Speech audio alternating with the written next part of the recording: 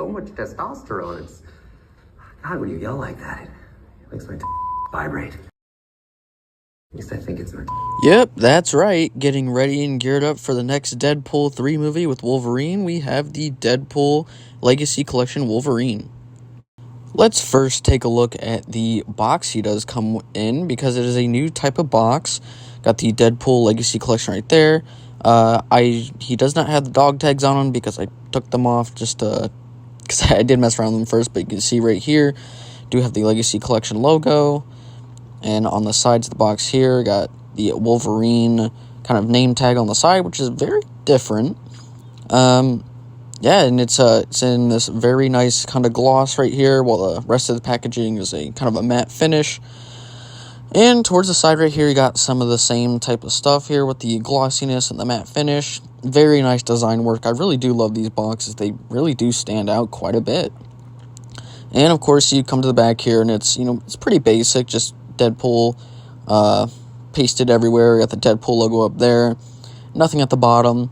And yeah, so what's really interesting about this Wolverine is this is the one from X-Men Origins, and I think they went with this one just because there was a Deadpool in that movie, and I guess it's, part of kind of a little Deadpool thing, and this Wolverine did kind of show up in I believe the end of Deadpool 2 when he was going back and, fixing a bunch of stuff. But, yeah, this figure is honestly pretty cool, and it's the only figure that I have of Wolverine in my collection. But I may do some custom work on him. I'm not too sure yet, but let's take a look at the figure itself. This figure is pretty cool. So, getting on to some of the details of this figure, he has a pretty accurate looking head sculpt for Hugh Jackman, and the sculpt work is very, very, very nice. Now, I did miss out on this figure when it first released.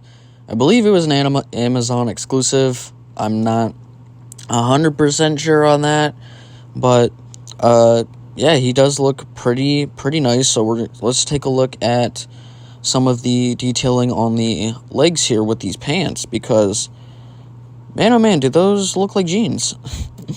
They have this very, very fine texture on it to make it look very jean-like, and I do like the kind of printing on it to make it look like they are some denim jeans. The kind of cuffs at the bottom, though, do kind of get away the articulation, but it's no big deal.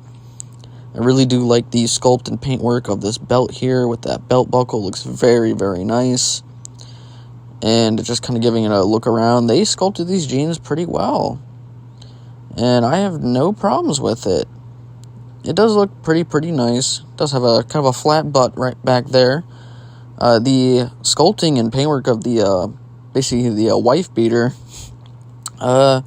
looks pretty well, and it almost looks slightly yellowed, as if it's been worn for a long time. I don't know if that's just me, or if they just use an off-white just to give that effect. But yeah, the sculpting, the muscular kind of arms here, and a lot of the vein work too. There's very small vein work with this figure as well. I don't like these dog tags, though. They just flop around, and I think they're a little too big and too thick to be dog tags, in my opinion. So, I mean, they look nice from a distance, but, up close, they are kind of just, they just stick out. But yeah, let's just take a look at this head sculpt real quick, though. The sculpting of the hair looks really, really nice. That likeness to Hugh Jackman is pretty good, I'd say. It's pretty on par. On some angles, it might look a little off. Like that angle, I don't think it really does look good, but facing forward, I think it looks pretty decent. The hair is sculpted pretty well. I love how it's sculpted the Wolverine hair that he always has. I really do like the beard sculpt work and everything. It's not a bad head, and, no one wants bad head. But, yeah, I mean, he's a pretty nice looking figure. I don't really have any problems with how he looks. There are some functionality problems, but we'll get to that when we take a look at the articulation. This figure definitely doesn't look too bad, but let's get on to the articulation. So articulation on him is pretty standard when it comes to Marvel Legends. but he does have some limitations. So the head is on a double ball peg, so it can go forward about that far. You can go up about that far. And of course, since it is on the double ball peg, you can try and get it forward a little bit more, but that's as much as you're going to get. He does have some pretty good side to side, all things considered, and his head does do a full exorcist rotation. And as far as these stupid dog tags, they won't get out of the way, but for the arms, they can go up about that far, and he does have a butterfly joint that goes back about that far and forward about that far. And as for the biceps, they do have a rotation, but his arm can go all the way around too as well. So and of course, the bicep rotation, it has double pinless jointed elbows. The wrist does swivel around and hinge, just like normal Marvel Legends will do. And as far as the waist, he just has an ab crunch right there that goes forward about that far, and he can go back pretty decently far. He does have a waist rotation right there. And for the legs, they kick forward about that far. Back, not at all because of his flat butt. And there is no drop down, but he does have a thigh swivel right there. Double jointed pinned knees that go pretty deep, to be honest. I mean, they're not too bad. The foot are a bit limited, so the foot can go down about that far. Up, not at all. And he does have some slight ankle pivot, but nothing too crazy. It's because of those genes. They're a little bit hindering, but he's decently articulated for for a Wolverine figure. You can get him into some crazy kind of poses. Now looking at the accessories. Now let's get into the accessory section.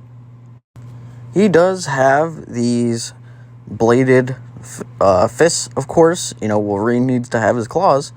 And they're pretty nice. It's just, plastic claws. They're nothing too special. They're not painted silver. They're just casted in this kind of grayish kind of silvery type of plastic. Very pliable, but they do actually come off. But they're a little bit kind of warpy, so you can, bend them. They're not going to stab you or nothing.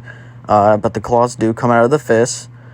So if you just wanted to use regular fists with these claws, or if you want to use just one claw in the hand, you can. They are just, they are removable. They're not glued in or nothing, which is kind of interesting that they aren't, but I won't rip on Hasbro's practices because I'm not really complaining too much. Although I do wish they were maybe a bit sturdier, so that way they wouldn't warp so much and kind of be not exactly too straight, but yeah, they're not too bad. He does come with two of them, of course. You can swipe around with it. It's a pretty nice accessory, and it's a needed accessory for a Wolverine figure, of course. But yeah, you can do some pretty funny stuff with taking these out. Like if you just take out the two, he can kind of flip you off with just kind of one claw out, which is pretty funny. Or, you can just do whatever with these things, which is pretty cool. It's not too bad of a figure, in my opinion. And yeah, so that's pretty much it for the claw accessories. Now, time to show off the other head sculpt, the only other accessory he really does get. And yeah, it's a screaming Hugh Jackman face. Doesn't look too bad. It's pretty much the same as the other face, just, with a different facial expression. It's nothing too crazy. He's got a lot of the same practices and same sculpt work and paint work for the most part. But yeah, I really do like the kind of printing that they did, the photoreal tech for this head sculpt, and that mouth just does, for Marvel Legends standard, that mouth looks pretty good. But yeah, let's show you how to use these. And of course, bringing the figure back in, let's just pop this head right off and replace it with the screaming or yelling kind of face. And let's just remove these hands right here in place of the clawed hands, so that way we can get a full-on Wolverine style look going here. So there's just one in right there. We'll just pop this one off, put that off to the side, and put on the other clawed hand, and we'll see how he looks. So there we go. And yeah, he looks like Wolverine. I mean, you know, it's pretty nice looking, to be honest, with a lot of things. And I honestly don't know if I want to customize it anymore, just because it just looks pretty good. Like, to me, it looks good. I mean, it's my only Wolverine figure I've ever really had, so it does stand out pretty well. And these claw hands do look really good with the screaming face. And of course, you can bring the claws up and make him look like he's about to do something. And yeah, this is a really nice looking set here. I really don't like those dog tags though. And we could just get these arms up here, making them look pretty fierce. Yeah, that looks good. I like the look of that. Very limited, but he looks pretty cool. Now let's take a look at the scale. And of course, you know, first off, we got to take a look at how he looks next to Deadpool, since this is the Deadpool Legacy Collection, of course.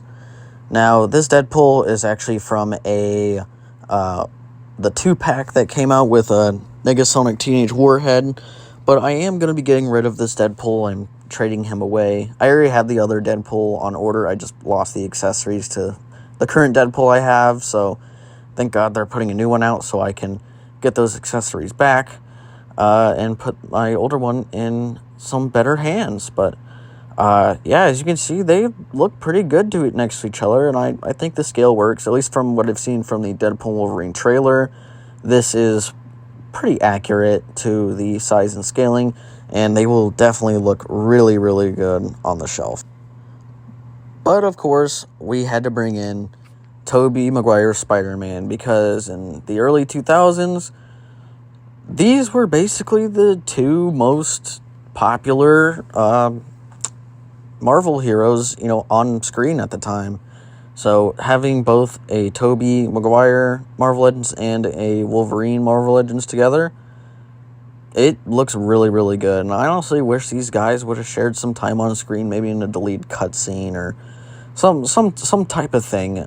I don't know. I don't know. Maybe there is room for Secret Wars when that movie comes out, that they could maybe make this happen. I really, really, really hope so, because growing up, these were the two big Marvel characters at the time. And, they were basically, Tobey fell over, but yeah, they were basically the two biggest Marvel characters on screen at the time, and they both made such an impact that no one can see other characters as them, except for Spider-Man, but, Spider-Man. So, wrapping up this review, some quick little final thoughts on this thing. He's not too bad, he's a pretty basic bare-bone figure, but, what else do you really need with a Wolverine figure? There's really not much. You got the claws, you got the fists, you got the screaming head, you got the dog tags, you got everything with this Wolverine. And he does look pretty good, and I will admit the box is really nice, and I'm glad they re-released this type of Wolverine to give other people a chance to grab him, since I know he did sell out pretty quick. But yeah, he looks really nice next to Deadpool here, and I can't wait to get my other Deadpool. I will do a video on him, but that'll be all. Make sure to like, subscribe, and I'll see you next one. But before I go, anyone remember where this is from?